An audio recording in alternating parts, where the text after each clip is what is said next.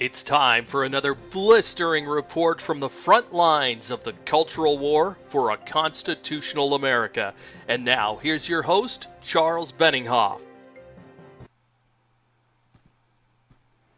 Hello.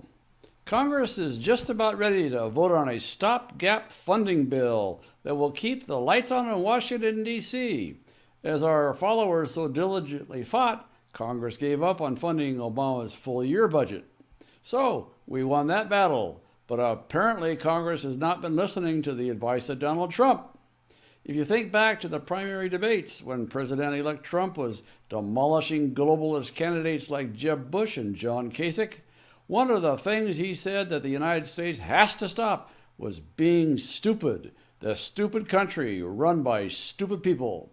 The United States government's foreign aid program is absolutely stupid, and it's run by stupid people. America has given away hundreds of billions of dollars, if not trillions, over the years to foreign countries that absolutely hate America. And now Congress is about to appropriate another $38 billion for foreign assistance next year. That is, that we know about. How much is hidden in agendas around the bureaucracies of the United States government is totally unknown and obscured on purpose. So it could be $38 billion growing into $380 billion or even $1 trillion. Who knows? But whatever amount it is, we're going to jump right into it. We need to speak out right now and demand that this stupid program finally be brought to an end. I'll tell you how you can help do that in just a minute. But first, let's look at how out of control the foreign aid program has been for the past few years. Barack Obama personally saw to it that the Office of Inspector General was eliminated in 2009, the first full year he was in office. Look, folks, the Inspector General is an official whose job for a federal department is to ensure that inefficient, fraudulent, or illegal actions are not taking place with taxpayer money. This means that during his entire regime, there's been no financial controls in America to stop Obama from throwing cash around wherever he wants. You know what? That's why I think America has a $21 trillion deficit. I'm the absolute belief that at least $2 trillion went directly into Obama's pocket, making Obama the richest man in the world. And as another example, during Hillary Clinton's entire tenure as Secretary of State, there was no one watching the books at the State Department. Congress would try to find out what countries were receiving foreign assistance, where the money was going, who was receiving guns and military ordnance and so forth, and the State Department would come back and tell Congress, guess what? The information's classified. So, when Donald Trump pointed out that the State Department alone lost $6 billion under crooked Hillary, that's how it happened. And as in the case of Obama, I'm certain that billions of those dollars ended up in the bank accounts controlled by Slick Willie and crooked Hillary. When Swiftboat Kerry became Secretary of State, he finally gave in to pressure from Congress and filled the Inspector General position. But even with an Inspector General in place, and with Congress now providing some oversight, the globalist bureaucrats are still giving away taxpayer money at an absolutely astounding rate. Just look at the official numbers for 2016. Mexico! Mexico received $142 million from America. We could build a big section of the wall on our southern border with that money and pay to hire more Border Patrol guards. Why pay Mexicans any money? They already run a huge trade deficit with America due to Slick Willie's NAFTA agreement. Somalia received $209 million in welfare payments last year, courtesy of the American taxpayers. Somalia is a failed state. It doesn't even have an actual government. So ask yourself this question: where's the money going? Maybe a better question would be, whose pocket is that money going into? I'm certain, as I stated above, a large chunk of those funds go straight to Obama, or at least to his family, which, by the way, are the leading funding bundlers for the terrorist group called the Muslim Brotherhood. The federal government website at foreignassistance.gov says we gave $255 million to Syria last year. Well, who got that money? The Obama administration wants the Assad government that runs Syria deposed, and they fought a civil war to do so, spending billions of dollars more of our cash. And in fact, Obama has been funding ISIS there, even up to the point where our American supply planes are dropping crates of bottled water out in the desert for ISIS terrorists to drink. How do you like that? Obama wouldn't give $250 million to the Assad government, that's for sure. So who received that money? Was it ISIS, Al-Qaeda, the Muslim Brotherhood, or one of the other jihadi groups that are vying for control there? Well, let's look a little bit further. Let's look at the top 10 countries that the Gallup poll operation says hate America most. The first one is Pakistan, Palestinian territories, Algeria, Lebanon, Egypt, Iran, Iraq, Yemen, Greece, and Serbia. They all are American haters. It's like that old tune by the Beatles, Can't Buy Me Love. This is proof that free money only buys you contempt. Again, free money only buys you contempt. 80% of the people in Pakistan hate America, but Pakistan is scheduled to receive $803 million from us next year. Some years Pakistan receives well over $1 billion. That's $1 billion with a B. Number two is the Palestinians, who get $442 million a year. What do they do with that? They dig tunnels. They dig tunnels through the desert to get it to Israel and bomb the Jews. That's what they do. Number three, Algeria. Only knows what has the purpose of giving them $2.5 million bucks.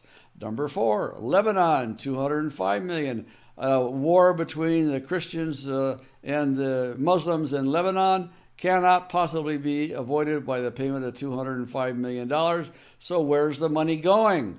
Why can't they pay it for themselves? Number five, Egypt, $1.5 billion with a B, that's billion. The Egyptians got the Nile River flowing through the middle of that country. That should be the country of bountiful wealth, food growing everywhere, and yet we're paying them money. Why? They can raise their own food.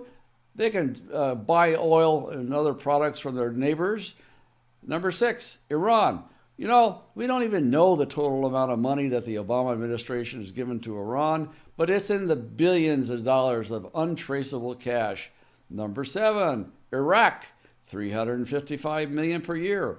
I got to admit, trying to help Iraq is worthwhile. Those little boogers are out there killing ISIS right and left, and they're doing a pretty good job of it. It's cost us a lot of money to get those Iraqis to the point they are, but finally they turned around. But Yemen, $114 million bucks. This is one of the richest countries in the world, and we're giving them money. I can't even believe it. Well, the number 9 is Greece, $200,000 to the Greeks. They're a part of the European Union, and we're giving them foreign aid. What the hell's going on? Finally, Serbia, we're giving them $18 million. These guys hate America. They're one of the 10 most hateful countries in the world towards America, and we're paying them $18 million bucks. That's craziness. In all, that's over $4 billion a year, obviously not including the amounts to Iran that we can't trace because Obama's got something going on with the Iranians. I don't know whether they're going to deposit it into his account or make his daughters queens of Iran. I don't know which one it is. But in any case, that's where the people hate us that we're giving money to, and that's beyond stupid. Foreign aid was created, if you didn't know it, in the 1940s to help spread democracy around the world.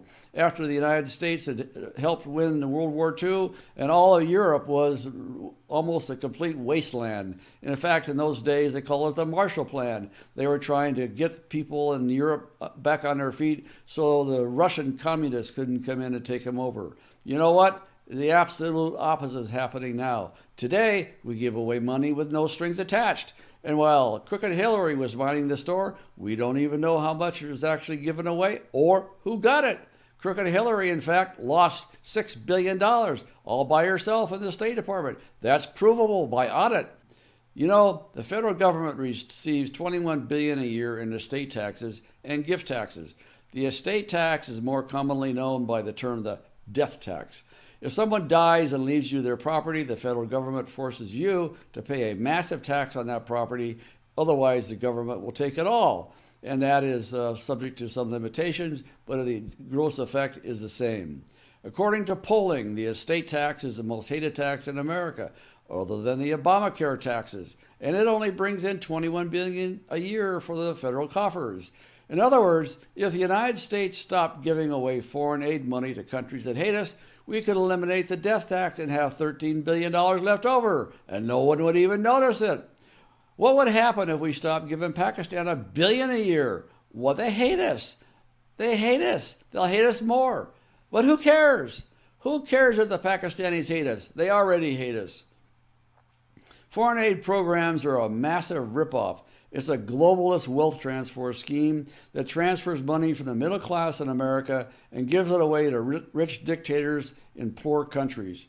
We can't continue to be a stupid country. You got to speak out against the cash welfare for dictators program, otherwise known as foreign aid. And you can do so on our action page. You can do that today. Bob Mallory will have instructions for you on how to get there in just a few moments. Congress is about to vote on the stopgap budget, which contains another $38 billion in foreign assistance to countries that either hate us or which simply don't need the money. You watch. The members of Congress who have been in the office the longest are the members who will shout the loudest that foreign aid cannot be cut. You have to ask yourself why. You have to ask yourself, what are they yelling about? Here's the answer. You may not like it, but I think it's the truth. They're all lining their pockets with secret payoffs and kickbacks, just like the Obama family and the Clinton family. And the ones that have been in Congress the longest are the ones yelling the loudest, because their pockets are the fattest. This is fraud and deceit, and it permeates our government through the foreign aid ripoff, and it must come to an end. Now's the time to start rattling cages so that it does come to an end. So speak out today. Tell Congress to scrap the unpopular, unnecessary, and completely wasteful foreign aid program. We could put that money to much better use right here in the United States to either cut taxes or spend the money on infrastructure projects like bridges and highways, or Social Security, or veteran benefits, or to help house the homeless. You name it. Why are we spending it on people who hate us? It's got to stop. Let's put America first. This is Charles Benninghoff signing off and wishing you freedom, fulfillment, and God's many blessings. Tell Congress to put an end to the great foreign aid ripoff. If you're on our action page on our website, just use the form next to the video screen to select a program. If you're watching this on YouTube or Facebook, click the icon appearing now to find a link to our action page, or check the video's description to find the link. Speak out today.